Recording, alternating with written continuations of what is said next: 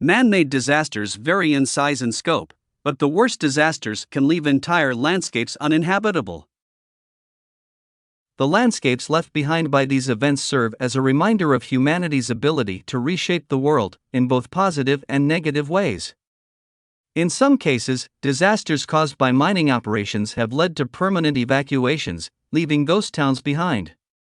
In others, the wrong execution of projects led to drastic decreases in the water level, destroying ecosystems and causing serious social and environmental consequences in these places. And sometimes human beings only destroy places because they want to, thus ending the history and legacy of these places. In this video, we separate some places destroyed by human beings in the world. Subscribe to the channel, leave your like, activate the notification bell, and good video to all. Palmyra. Built around an oasis in the Syrian desert, about 215 kilometers northeast of Damascus, Palmyra was once an important cultural center in the ancient world and part of the Roman Empire. The vast ruins of the great city date from the 1st to 2nd centuries and are extremely important for their art, architecture, and religious monuments. Due to this importance, the ruins of Palmyra were designated a UNESCO World Heritage Site in 1980 and hold a special place in historical consciousness. Syria. Once one of the biggest tourist attractions in Syria, the fate of Palmyra was devastating. In May 2015, the region was taken over by the Islamic State terrorist group that destroyed several monuments in the ancient city. This group destroyed the Lion of Alat and other statues. In August 2015, the Temple of Baal-Shaman and the Temple of Bel were destroyed. Other columns, temples, and Palmyra avenues were also destroyed with the use of explosives. In March 2016, Syrian government troops retook the region, but in December of the same year, the same terrorist group again took control of the city and destroyed the Tetrapylon and damaged the theater. Syrian government forces again managed to regain control of Palmyra in March 2017. Aral Sea. The Aral Sea was a saltwater lake located in Central Asia, between the provinces of Aktobe and Kyzylorda on the border of Kazakhstan and Uzbekistan. The Aral Sea was once considered the fourth largest lake in the world with an area of 68,000 square kilometers, a depth of up to 70 meters and 1,100 cubic kilometers of water volume. However, after the rivers that fed the lake were diverted by poorly executed Soviet irrigation projects in the 1960s, the Aral Sea only took a few decades to lose 90% of its area. The diversion of its waters, the pollution caused by the use of pesticides, and the increase in salinity not only resulted in the loss of the lake's biodiversity, but also decimated the local fishing industries, tourist destinations, and nearby towns. Once imposing, the lake has been replaced by nothing but degraded soil, a dry desert landscape, and a few rusting old ships. In the satellite image below, it is possible to observe the decrease of water in the lake over the last few years. To alleviate the region's problems, local governments have tried to increase the flow of the rivers that flow into the Aral Sea by improving their irrigation systems. Centralia. Located in the state of Pennsylvania in the United States, Centralia has been on fire since May 1962. That's right, you heard, this city has been burning for over 60 years. The start of the fire occurred in a landfill, as it did every year. The city hired the services of a company so that the garbage in the landfill was incinerated. In previous years, when the landfill was elsewhere, there had been no problems, but in 1962, the landfill occupied the site of an old abandoned open-pit coal mine. Initially, the flames were extinguished after the garbage was burned, but the fire insisted on returning in the following days. What was not known was that underground the flames spread through the network of tunnels of the abandoned coal mine.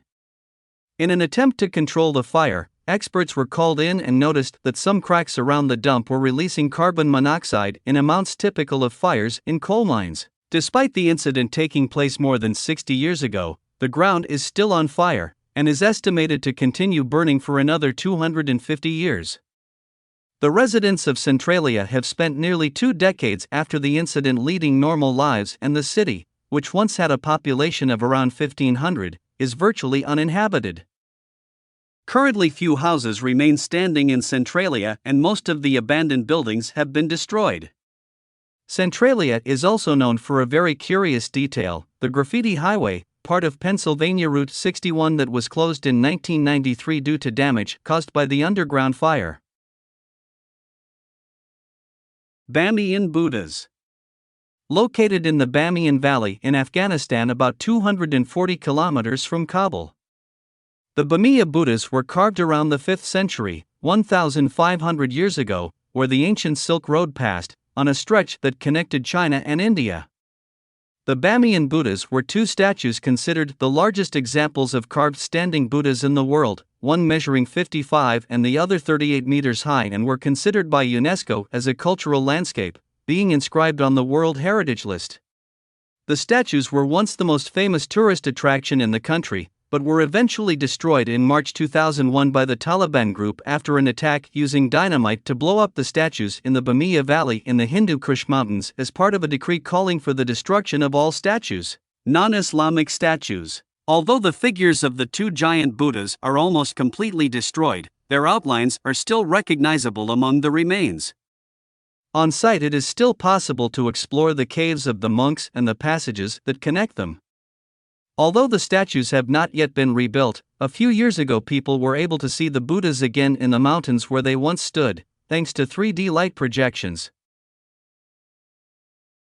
Gilman.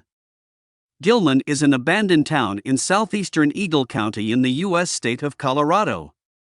Founded in 1886, Gilman prospered and was once considered the center of lead and zinc mining in Colorado, producing an incredible 10 million tons of silver, gold, copper, zinc and lead during its operation, which led to the city's expansion.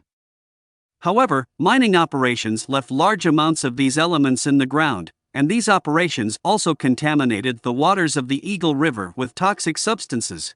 And in 1980, the U.S. Environmental Protection Agency ordered that the city be abandoned immediately due to these contaminations. Although the city was cleaned up during the 1990s, it is still considered uninhabitable. Despite warnings not to enter the site, many ventured into the ancient city, showing how the area looks today. Due to its size, modernity, and degree of preservation, the city is also of interest to many historians, explorers, and photographers. Wittenoom.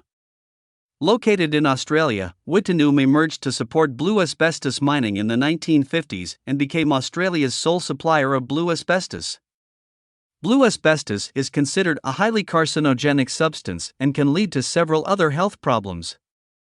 In 1966, the mine was eventually closed due to the increasing health problems stemming from irresponsible asbestos mining in the area. Wittenoom is considered one of Australia's greatest industrial tragedies, having been neglected by the government for decades. In 2007, the Australian government formally abolished Wittenoom as a city, and Wittenoom was removed from official maps, and water and electricity supplies were turned off. The government also tried to evacuate residents and pay compensation, but some refused to leave their homes. According to health monitoring studies, more than 1,200 people among residents and former employees of the mine died due to mesothelioma and lung cancer. Wittenoom is the largest contaminated area in the southern hemisphere, and despite signs warning of the risks in the area, many people are still drawn to visit the town. Boeung Kak Lake.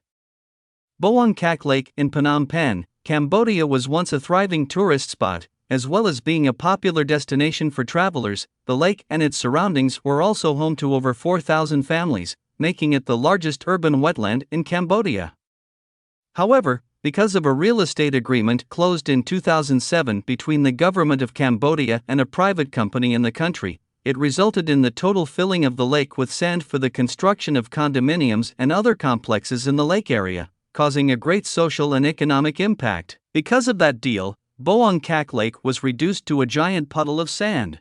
The business not only wiped out tourism in the area, such as inns, shops, and cafes, but it was also disastrous for the families who used the lake as an important resource for fishing and plant harvesting.